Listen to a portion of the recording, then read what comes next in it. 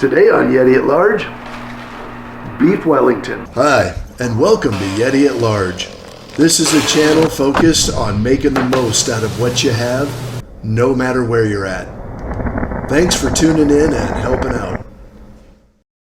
Today's beef Wellington is going to start with a Costco 5 and Up Pismo that's peeled inside muscle on. I was very impressed at how clean this tender was, missing a lot of the silver skin without being too hacked into like commercial butchers tend to do. I'm going to save all of the trim. We're going to make beef stroganoff with that downrange, and I'll finish cleaning up that little tiny pile of silver skin there. Being economical, I'm going to try to make 2 beef Wellingtons out of 1 tender.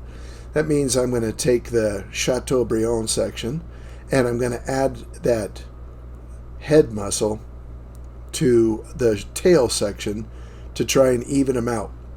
It's not the most culinarily correct thing to do, but it will make 2 Wellingtons, and that'll feed a lot of hungry people at our holiday table. Here is where we start to try to create our perfectly round shape once we're trimmed to length. You've seen us feature this trick with the plastic wrap to roll it up and get tension on an item on previous videos. We'll do this several times in the formation of our Wellington to really encourage those to be perfectly round and nice and compact. A rest in a very cold refrigerator or even the freezer for a few minutes will help it remember that shape. We're going to have several steps where we're going to roll it back up to try to create this roundness, and you'll see that time and time again, each time remembering to remove the plastic wrap before we proceed to the next step. Now that we have our fillet sections to length, let's start with our mushroom duxelle. I love shallots for a lot of dishes and a lot of reasons. Here you'll see we're dicing them very fine, and we're going to saute those in a little butter in a moment.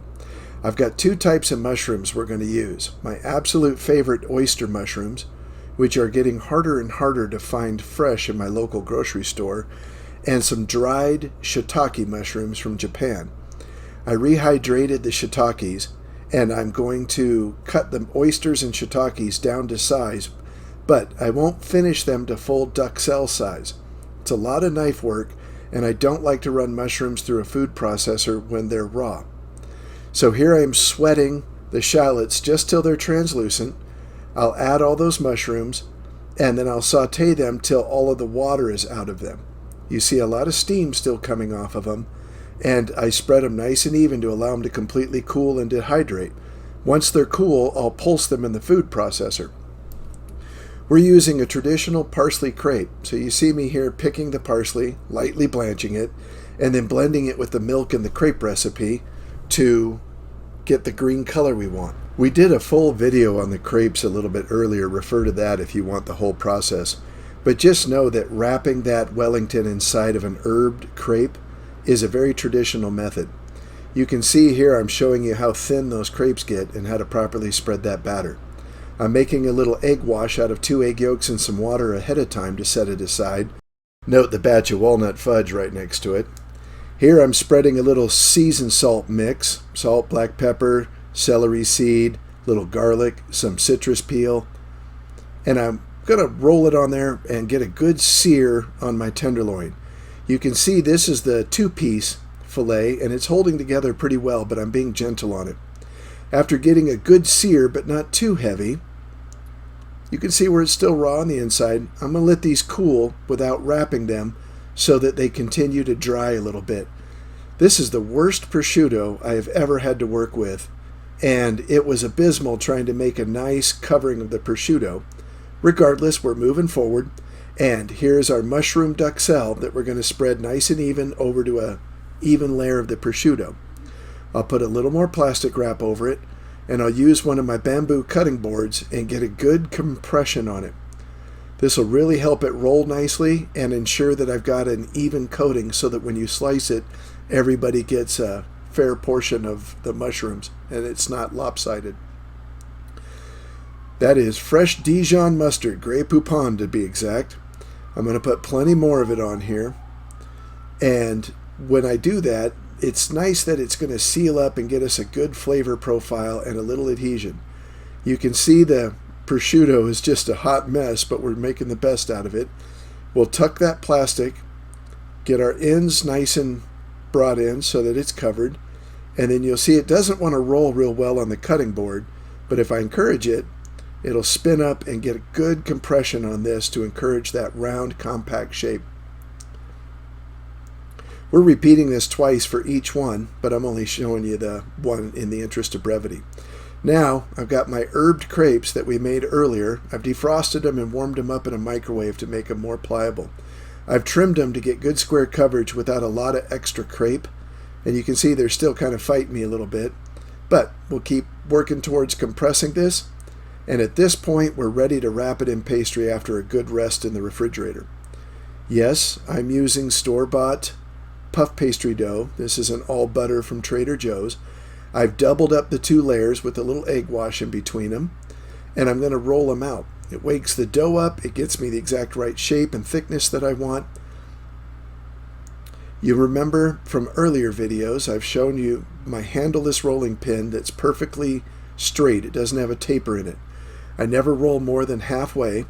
I brush off all the extra flour with a dry brush, and then right there where I'm putting the egg wash, I've tapered that to very thin so that when I roll up the seam on the Wellington, it doesn't double the thickness of the dough.